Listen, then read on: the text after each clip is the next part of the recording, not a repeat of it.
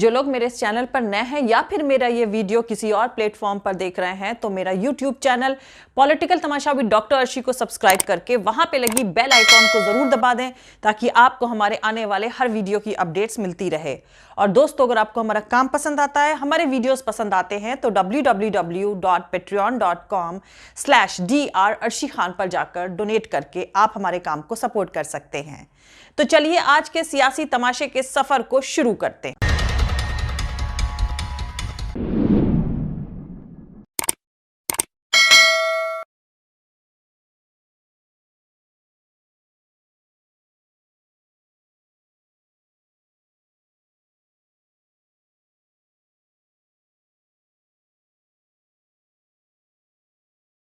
और हम आतंकवादियों को ठोकने के लिए एटीएस का सेंटर बना रहे हैं।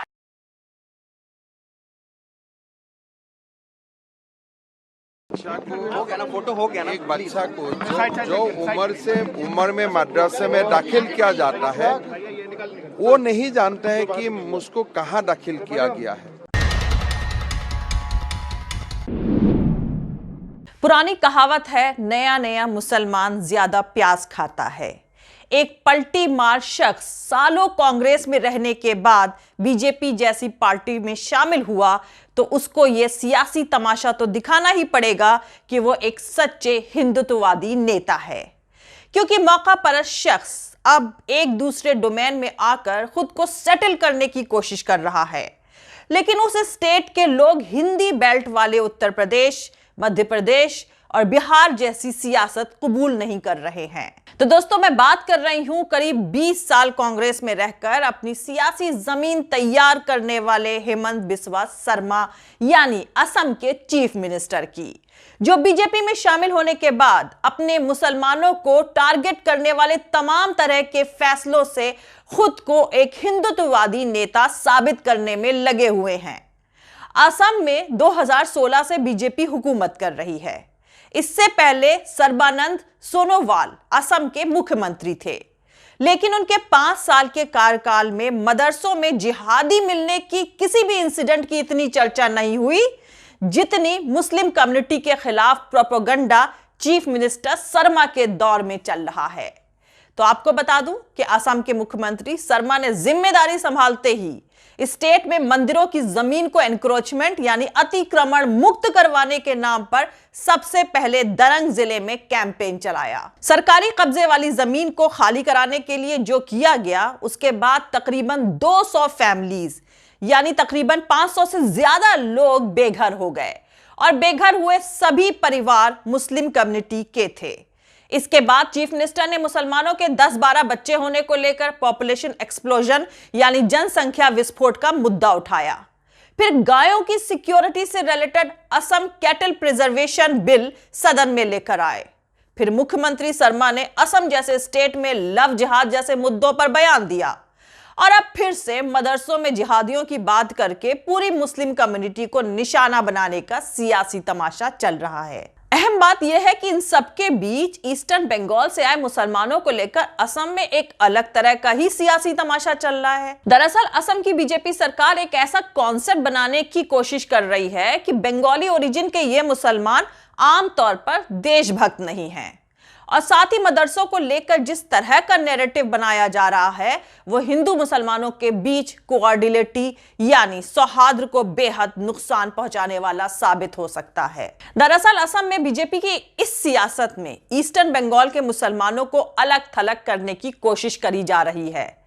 असम की मौजूदा बीजेपी सरकार ने अभी कुछ दिन पहले ही लोकल यानी स्वदेशी मुसलमानों की तादाद का पता लगाने के लिए घर घर जाकर सर्वे करने की स्कीम बनाई थी। असल में ये पूर्वी बंगाल के मुसलमानों से गोरिया, मोरिया, देसी और जुलाह जैसे स्वदेशी मुसलमान कम्युनिटी को अलग करने की सियासत का हिस्सा माना जा रहा है। 2011 की पॉपुलेशन सेंसस यानी जनगणना के मुताबिक असम की कुल आबादी तकरीबन 3 करोड़ 12 लाख में से 1 करोड़ से ज्यादा इनमें मुसलमान हैं।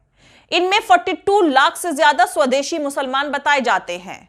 अब अहम बात यह है कि ज्यादातर प्राइवेट मदरसे और मजहबी इंस्टीट्यूशंस ईस्टर्न यानी पूर्वी बंगाल वाले मुसलमानों के बीच ही चल रहे हैं, लिहाजा इस बात को एस्टैब्लिश करने की कोशिश करी जा रही है कि जिहादी जैसे एलिमेंट्स ईस्टर्न बंगाल के मुसलमानों के बीच ही एक्टिव हैं। अब सियासी तमाशा यह है कि ईस्टर्न बंगाल के मुसलमानों का ज्यादातर वोट मौलाना बदरुद्दीन अजमल की पार्टी AIUDF को जाता है और कुछ वोट कांग्रेस को मिलता है।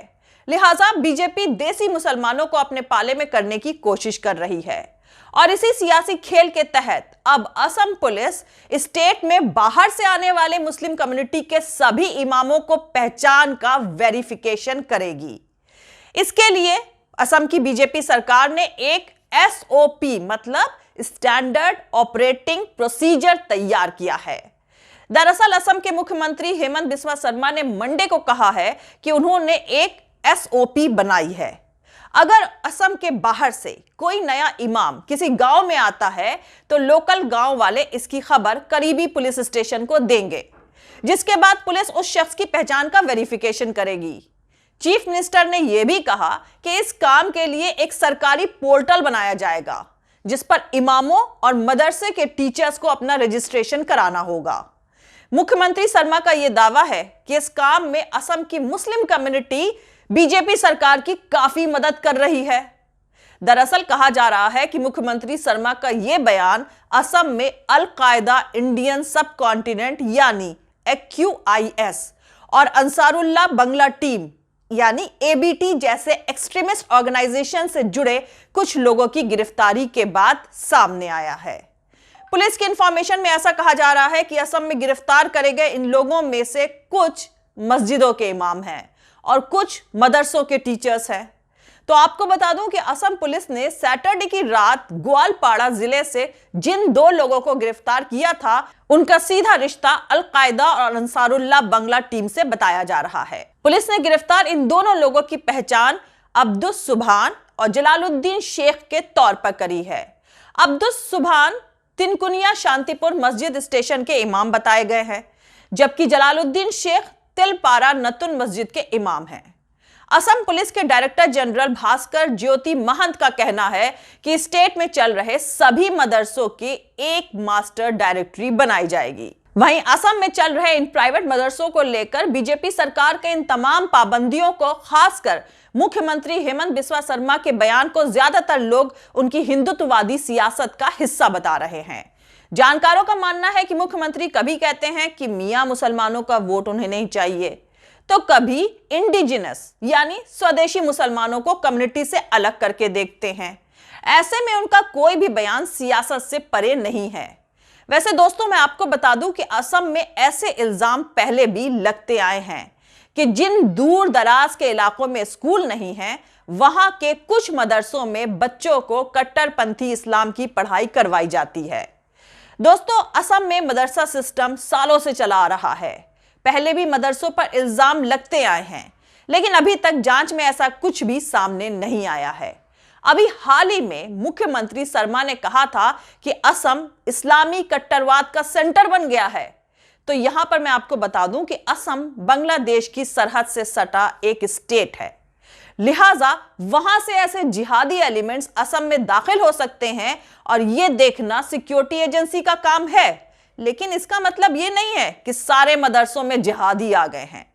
पर हकीकत यह है कि बीजेपी के लोग ऐसे इंसिडेंट्स की आड़ में मुस्लिम कम्युनिटी को विलन बनाने की सियासत कर रहे हैं। बीजेपी सरकार ने इमामों और मदरसों के टीचर्स के रजिस्ट्रेशन के लिए पोर्टल बनाने की जो बात कही है उससे सभी मुस्लिम सपोर्ट कर रहे हैं, लेकिन सियासी फायदे के लिए सभी मुसलमानों को विलन बना देना जायज नहीं है।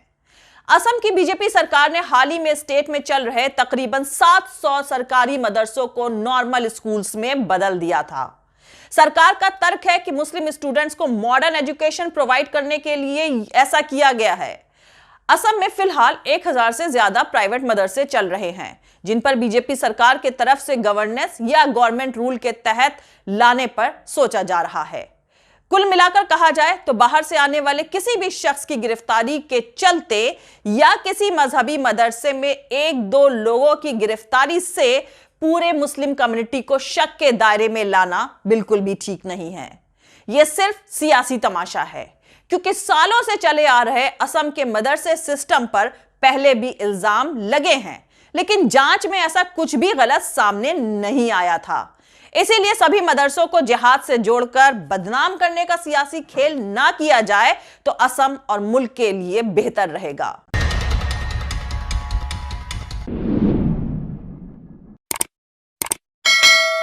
दोस्तों, मिलते हैं अगले वीडियो में किसी दूसरे नए सियासी तमाशे के साथ।